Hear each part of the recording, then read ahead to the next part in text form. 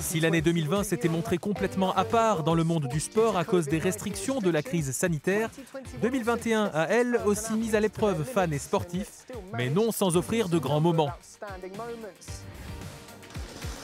Organisé en pleine résurgence du nouveau coronavirus, privé de spectateurs étrangers, rejetés par de nombreux Japonais, les Jeux Olympiques de Tokyo présentaient des défis inédits. Les athlètes du monde entier ont pourtant réussi à faire briller leur étoile avec l'Italien Marcel Jacobs à l'origine d'une des plus grandes surprises des Jeux en s'adjugeant l'or sur 100 mètres.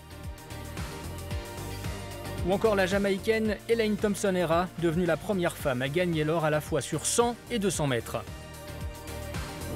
En natation, le jeune Tunisien de 18 ans Ahmed Afnaoui a prouvé que les contes de fées sont encore possibles en remportant le 400 mètres nage libre. Quand de leur côté, les Caleb Dressel, Emma McKeon, Katie Ledecky et autres Ariarne Tistmus ont tous été à la hauteur des attentes placées en eux. Des larmes de joie de Tom Daley à Simone Biles qui a préféré sa santé mentale à une place dans l'histoire, Tokyo 2020 a offert d'intenses émotions et a lancé avec succès 4 nouvelles disciplines, offrant à la famille olympique l'opportunité de découvrir de nouveaux horizons et de se rapprocher des générations les plus jeunes. Après 17 jours de compétition, ce sont les États-Unis qui ont remporté le classement des médailles devant la Chine et le Japon. Et malgré l'ombre de la pandémie qui pesait sur la compétition, les athlètes ont fait front commun et réussi à rassembler le monde en ces temps d'incertitude. Un pari au départ très ambitieux, mais qui a fini par payer.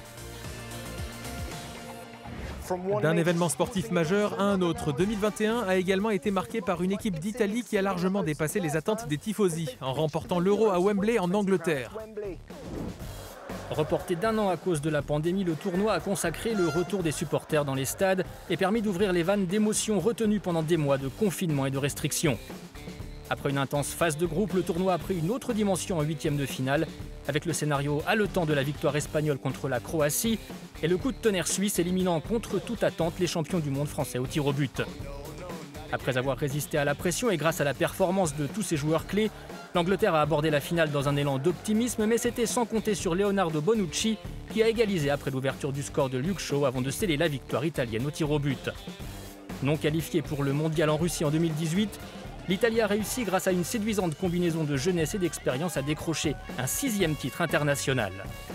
Sa série de 34 matchs sans défaite atteste de la qualité du travail de Roberto Mancini et ses joueurs. Une saison de Formule 1 d'une intensité qu'on n'avait plus connue depuis des années.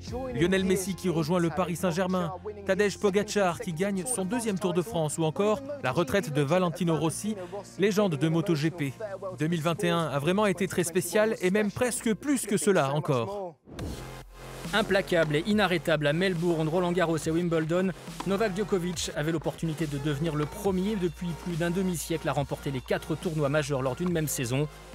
En finale de l'US Open, c'est le Russe Danil Medvedev qui s'est dressé sur sa route. Plus souvent dans le rôle du méchant que du héros, le Serbe de 34 ans s'incline en 3 manches, mais gagne le cœur du public à Flushing Meadows, lui qui n'avait jamais bénéficié de la même bienveillance que ses grands rivaux Roger Federer et Rafael Nadal. Les 3 légendes du tennis sont ex-aequo, avec 20 titres du Grand Chelem chacun, alors qu'une nouvelle saison s'apprête à débuter. Une nouvelle année qui s'annonce au moins tout aussi passionnante pour les fans de sport à travers le globe, avec en perspective le mondial de foot au Qatar ou encore, dans quelques semaines déjà, les Jeux Olympiques d'hiver de Pékin. Vivement 2022.